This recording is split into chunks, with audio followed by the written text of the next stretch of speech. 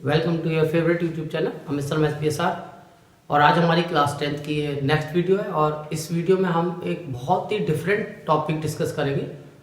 हो सकता है तुम लोगों ने आज तक कभी ध्यान न दिया हो, बट मैं तुम्हें बताना चाहता हूँ कि हमारे पास जो ज्योमेट्री होती है वो ज्योमेट्री दो तरीके की होती है, प्लेन ज्योमेट्री और कोऑर्डिनेट ज्योमेट्री। कोऑर्डिनेट ज्योमेट्री को कई बार से हम एनालिटिकल ज्योमेट्री के नाम से भी जानते हैं और हमारे पास कुछ बुक्स में, एक्स्ट्रा बुक्स में क्वेश्चन दिए हुए हैं एनालिटिकल ज्योमेट्री के ऊपर। आज मुझसे एक स्टूडेंट ने क्वेश्चन भी पूछा था, तो उसी के लिए फिर मैंने सोचा कि एक वीडियो बना दी जाए, क्योंकि ये बाकी लोगों को भी इसमें दिक्कत होगी। तो ये जो एनालिटिकल ज्योमेट्री है यानी कि कोऑर्डिनेट ज्योमेट्री, हम इसको प्लेन ज्योमेट्री से डिफरेंट यूज करते हैं, क्योंकि क्वेश्चंस तो हमारे वही प्लेन ज्योमेट्री वाले हैं, बट उनको हमें एनालिटिकल ज्योमेट्री की हेल्प से यानी कोऑर्डिनेट ज्योमेट्री की हेल्प से प्रूव करना है। तो फिलहाल मैंने एक क्वेश्चन लिया जो आज सुबह मुझसे पूछा गया था। Using analytical geometry prove that diagonals of rhombus are perpendicular to each other. तो ये 9th क्लास में हमने प्लेन ज्योमेट्री से प्रूव किया है, बट इसे अब हमें कोऑर्डिनेट ज्योमेट्री से प्रूव करना है। अब सीधी सी बात है, कोऑर्डिनेट ज्योमेट्री तो कार्टेशियन प्लेन है, तो सबसे पहले हम एक कार्टेशियन प्लेन बना लेते हैं। और कार्टेशियन प्लेन में एक मैं रोम्बस बना देता हूं। अब रोम्बस के बारे में तुम लोगों को पता है, कैसा क्वाड या एक ऐसा पैरेललोग्राम जिसकी चारों साइड इक्वल होती है। तो मैंने एक रोम्बस बना दिया है जिसकी चारों साइड इक्वल है। सपोज करो इसका एक वर्टेक्स मैंने ओरिजिन पे रख लिया है और इसके कोऑर्डिनेट भी मुझे पता चल जाएंगे 0 0। एक वर्टेक्स मैंने इसका A है, मान लो एक B है और एक C है। अब क्योंकि रोम्बस की साइड वगैरह तो मुझे कुछ नहीं पता, तो मैंने सपोज करो कि यहाँ से यहाँ तक का डिस्टेंस, ये वाली साइड की लेंथ मैंने x1 लेट कर ली। Suppose let OABC be a rhombus, मान लो एक रोम्बस है, और लेट OA इक्वल x1। मैंने यहाँ से यहाँ तक का डिस्टेंस OA x1 मान लिया। तो सीधी सी बात है कि अगर OA x1 है यानी A पॉइंट का डिस्टेंस जब y एक्सिस से x1 है, तो इसका मतलब इसका x कोऑर्डिनेट तो x1 हो गया, यानी A पॉइंट का x कोऑर्डिनेट x1। अब ये हमें पता है कि कोई पॉइंट जो x एक्सिस पे लाइज करता है उसका y कोऑर्डिनेट 0 होता है, तो इसका मतलब इसके कोऑर्डिनेट बन गए x1, 0। तो हमने इसके कोऑर्डिनेट अपने दिमाग में बना लिए x1, 0। अब आती है बात C और B की। तो C को तो मैं बाद में कनेक्ट करूंगा, पहले B को, पहले C पे आते हैं। तो C के कोऑर्डिनेट मैं कुछ भी सपोज कर लेता हूं। मान लो मैंने सपोज कर लिए x2, y2। ज्यादा वेरिएबल को फंसाने की जरूरत नहीं है, मैंने x2, y2 लेट कर लिए। लेट C मैंने मान लिया x2, y2। अब इसके जो कोऑर्डिनेट्स होते हैं, अगर इसके हम बेस पे जाएंगे तो कोऑर्डिनेट का मतलब होता है कि C का अगर x कोऑर्डिनेट x2 है, तो इसका मतलब C पॉइंट का y एक्सिस से जो डिस्टेंस है वो x2 है। और y एक्सिस से डिस्टेंस देखने के लिए पहले तो हमने यहाँ से एक परपेंडिकुलर ड्रॉ कर दिया, क्योंकि डिस्टेंस हमेशा परपेंडिकुलर से नापे जाते हैं। और एक तुमने परपेंडिकुलर B पॉइंट से ड्रॉ कर दिया। C वाले को डाल दिया CM और B वाले को BL।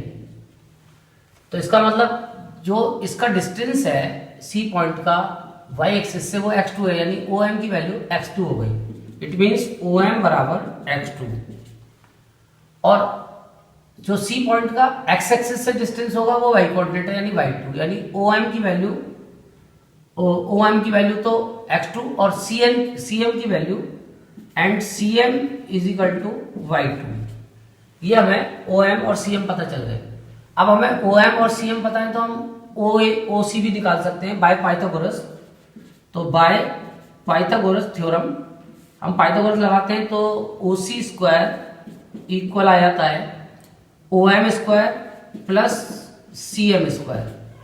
तो इससे हम OC स्क्वायर की वैल्यू निकाल सकते हैं। OC स्क्वायर क्योंकि OM की वैल्यू है हमारे पास x2, तो x2 square plus y2 square.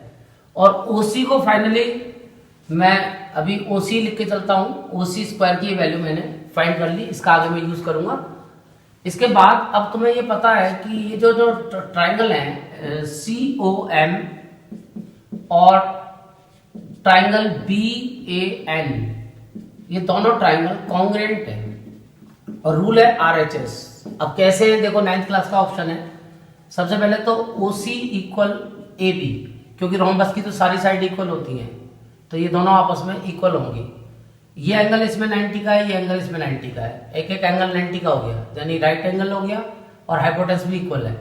और साथ में CM बराबर BN, क्योंकि distance between two parallel line is always constant, क्योंकि रोम्बस की अपोजिट साइड पैरेलल भी होती है। ये जो BC है ये OA के पैरेलल भी होगी, तो इसके बीच का डिस्टेंस भी इक्वल ही रहेगा। तो RHS से दोनों कॉन्ग्रुएंट हो गए और इससे OM इक्वल AN हो गई, AN equal OM by CPCT। इसमें तुम पहले BAN को लिख लेना, BAN पहले लिख देना, क्योंकि मैंने इधर AN पहले लिखा है तो इसका ट्रायंगल पहले, और इधर ये दूसरा वाला लिख देना, पहले BAN लिख दिया फिर COM लिख देना, क्योंकि ये रूल होता है कोऑर्डिनेट इसका कॉन्ग्रुएंसी का, कि जो ट्रायंगल तुम यहाँ पहले लिखोगे उसी का पार्ट पहले लिखना है, प्रूव करने के लिए भी और रिजल्ट के लिए भी।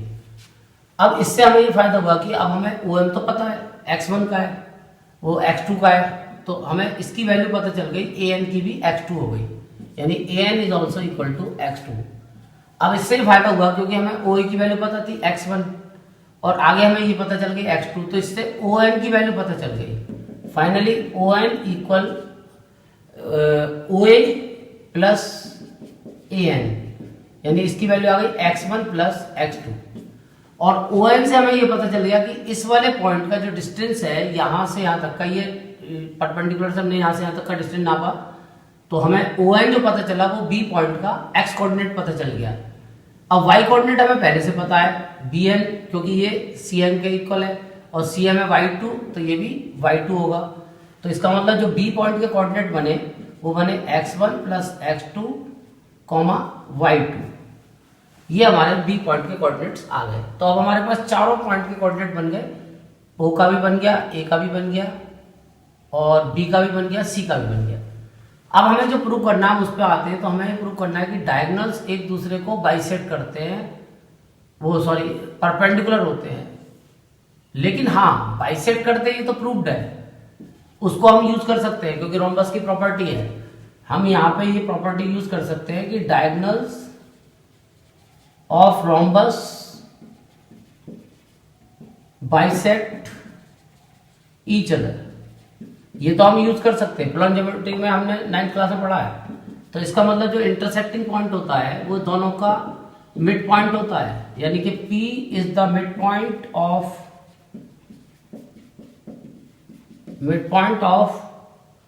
OB as well as AC and OB। अब हमारे पास क्योंकि B के कोऑर्डिनेट भी हैं, O के भी हैं, C के भी है, A के भी है, तो हम किसी से भी चाहें तो P के कोऑर्डिनेट्स निकाल सकते हैं। तो अब हम P के कोऑर्डिनेट निकाल लेंगे मिड पॉइंट फार्मूले से, x1 plus x2 upon 2, x1 plus x2 upon 2 और y1 प्लस y2 अपॉन 2। तो ये हमें P के कोऑर्डिनेट्स मिल गए।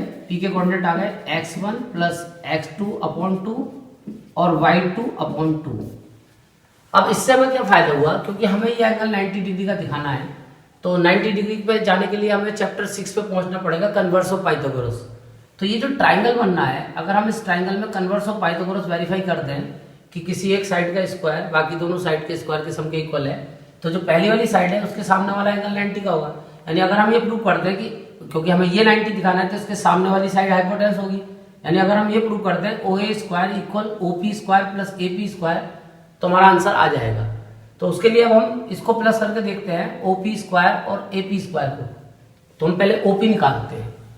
तो OP निकालने के लिए अब हमारे पास डिस्टेंस फार्मूला है और हमारे पास क्योंकि OB पता है P भी पता है, तो हम डिस्टेंस फार्मूले से OP आसानी से निकाल सकते हैं।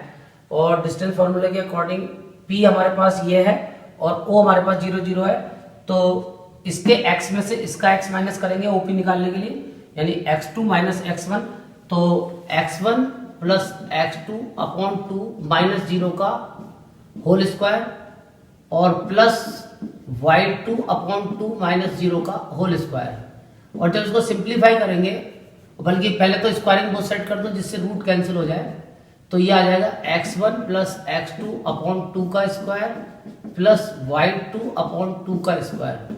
ये बन गई हमारी सेकंड इक्वेशन। इसके बाद इसी मेथड से हमने जैसे OP निकाला है, क्योंकि हमें P भी पता है A भी पता है, अब हम AP निकाल लेंगे और AP की जो वैल्यू आएगी वो आएगी रूट के अंदर। अब A का x कोऑर्डिनेट वैसे P के x कोऑर्डिनेट को माइनस करो या P के x में से A का x माइनस करो, तो P का बड़ा है तो P के x में से मैं A का माइनस करता हूं, तो ये आएगी x1 plus x2 upon 2 minus A का है x1 इसका square plus y2 upon 2 minus 0 का होल स्क्वायर। जब स्क्वायरिंग बोथ साइड करके इसे सॉल्व करोगे तो ये एलसीएम लेना पड़ेगा हमें, 2 एलसीएम आएगा, तो ये आएगा x1 plus x2 minus 2x1 whole square और y2 अपॉन 2 का होल स्क्वायर।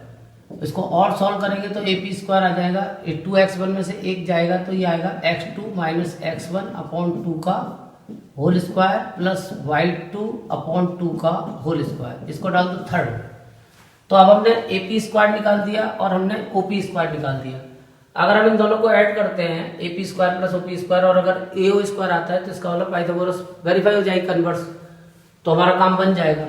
तो हम इन दोनों इक्वेशन को ऐड कर देते हैं, सेकंड और थर्ड को, तो राइट हैंड को राइट हैंड में ऐड करेंगे तो ये आ जाएगा OP square plus AP square और इन दोनों को ऐड करेंगे RHS को तो ये आएगा x1 प्लस x2 अपॉन 2 का स्क्वायर प्लस y2 अपॉन 2 का square plus x2 minus x1 upon 2 square plus y2 upon 2 square.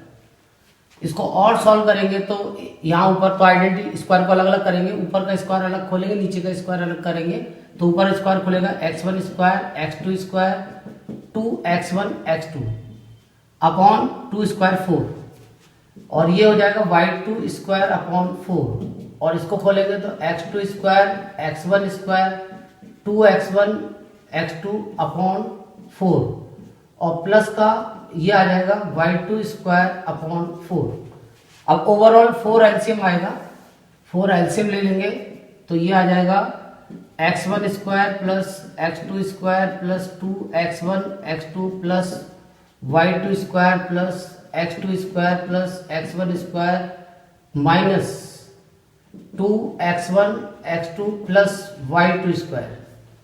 अब इसमें x1 x2 2x1 x2 cancel हो गया, अब x1 प्लस x1 ये हो गया 2x1 square, x2 plus x2 2x2 square और y2 plus y2 2y2 square.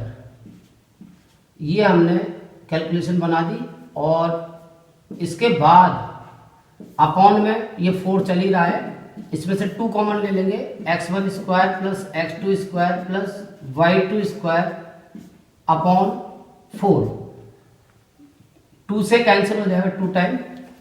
अब यहां जो मैंने पहले इक्वेशन बनाई थी इसका यूज करेंगे कि x2 square plus y2 square equal to OC square और OC इजिकल टू OA, यानी कि OC और OA आपस में इक्वल है, तो हम इसकी जगह अगर x2 square plus y2 square की जगह अगर हम यहाँ पे OC स्क्वायर फिट करते हैं तो ये आ जाएगी x1 square plus OC square upon 2। अब क्योंकि हमें पता है कि OC स्क्वायर ये जो चल रहा है ये चल रहा है OP square plus AP square equal to में ये आ रहा है, तो अब हमें ये पता है कि OC और OA आपस में इक्वल है, तो हम OC की जगह OA फिट कर सकते हैं, तो ये हो जाएगा x1 square plus OA square upon 2। अब क्योंकि हमें पता है कि OA की वैल्यू x1 है, तो OA की वैल्यू जब यहाँ x1 डालेंगे तो x1 square plus x1 square upon 2 यानी कि 2x1 स्क्वायर अपॉन 2 यानी कि x1 स्क्वायर, 2 से 2 कैंसिल हो गया और फाइनली x1 स्क्वायर का मतलब OA स्क्वायर। तो हमने प्रूव कर दिया कि इसका मतलब OP square plus AP square equal to OA square. तो अब हमारा काम बन गया, हमने प्रूव कर दिया कि OA स्क्वायर OP स्क्वायर और AP स्क्वायर के सम के इक्वल है। तो by converse of Pythagoras theorem, मैं लिख देता हूँ थोड़ी सी जगह कम है, by converse of Pythagoras theorem, ये जो OA ये हाइपोटेनस हो गई उसके सामने वाला एंगल OPA 90 डिग्री का हो गया, angle O P A is equal to 90 degree, means कि ये ओ बी और ए पी ए सी आपस में परपेंडिकुलर है एक दूसरे पे, दोनों एक दूसरे पे परपेंडिकुलर है क्योंकि इनके बीच में एंगल 90 डिग्री आ गया, 90 डिग्री पे एक दूसरे को इंक्लूड कर रहा है। तो इससे मुझे उम्मीद है कि अब तुम्हारी समझ में बात आई होगी। तो ये थोड़ा सा डिफरेंट टाइप का कॉन्सेप्ट है, यहाँ पे कोऑर्डिनेट्स तुम्हें खुद अपने आप लेने पड़ेंगे और इसका कोई शॉर्टकट भी नहीं है, ये सब कुछ करना ही पड़ेगा। तो मेरे को लगा कि ये कुछ डिफरेंट टॉपिक है, इसलिए मैंने इसकी वीडियो तैयार की है। तो अब तुम इसके बेस पे इसके क्वेश्चंस कर सकते हो। Thank you.